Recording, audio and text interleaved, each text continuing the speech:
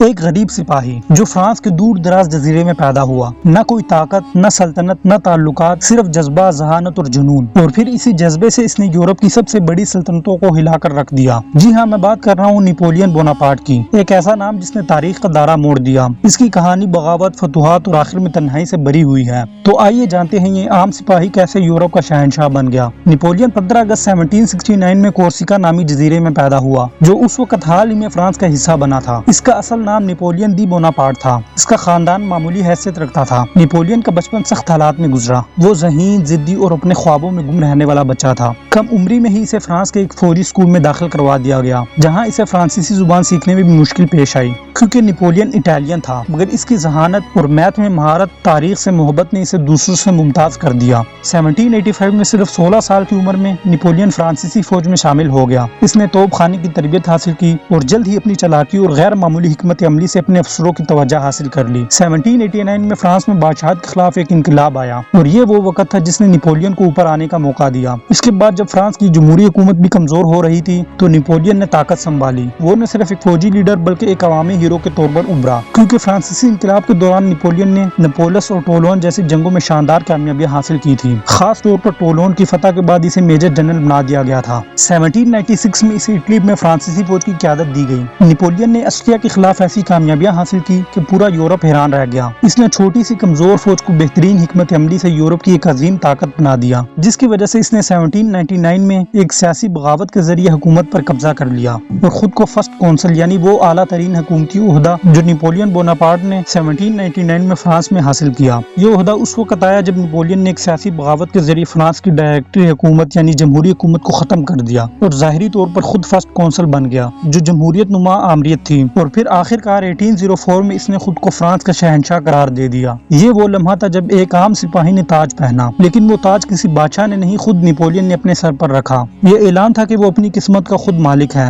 Napoleon نے Europe کے کئی ممالک سے جنگیں کی، آسٹریا، پرشیا، جرمنی، روس، اسپین، پرتگال اور برطانیہ۔ ہر جگہ اس کی جنگی حکمت عملی اور بہترین حملوں نے اس کے دشمنوں کو حیران کر دیا، اور پھر 1805 کی جنگ آسٹریلیس کو دنیا کی عظیم ترین فتوحات میں شمار کیا جاتا ہے۔ یہاں نیپولین نے آسٹریا اور روس دونوں کی فوج کو ایک ساتھ شکست دی۔ اس کے بعد نیپولین نے جرمنی میں کنفیڈریشن آف دی رائن قائم کی، یعنی اس وقت جرمنی بہت سی چھوٹی چھوٹی ریاستوں پر مشتمل تھا، اور یہ سب ریاستیں آسٹریا، روس اور پرشیا کے زیر اثر تھی۔ اس جنگ کے بعد نیپولین نے ان تمام ریاستوں کو اپنا کٹ پتلی بنا لیا، جس نے فرانس کو اور طاقتور بنا دیا۔ نیپولین صرف ایک سپاہی یا فاتح نہیں تھا، وہ ایک اصلاح پسند بھی تھا۔ اس نے نیپولین کوڈ کے نام سے ایک قانونی نظام بنایا جو آج بھی کئی ملکوں میں بنیاد کے طور پر موجود ہے۔ اس نے تعلیم، ٹیکس، اکانومی اور عدالتی نظام میں اصلاحات کی۔ 1812 میں نیپولین نے روس پر حملہ کیا۔ یہ اس کی سب سے بڑی غلطی ثابت ہوئی۔ اس نے تقریباً 6 لاکھ فوجیوں کے ساتھ ماسکو کا رخ کیا، مگر روسوں نے جلاؤ پالیسی اختیار کی، ہر چیز کو جلا دیا اور اپنی کیپٹل کو خالی کر دیا تاکہ دشمن کو کچھ نہ ملے۔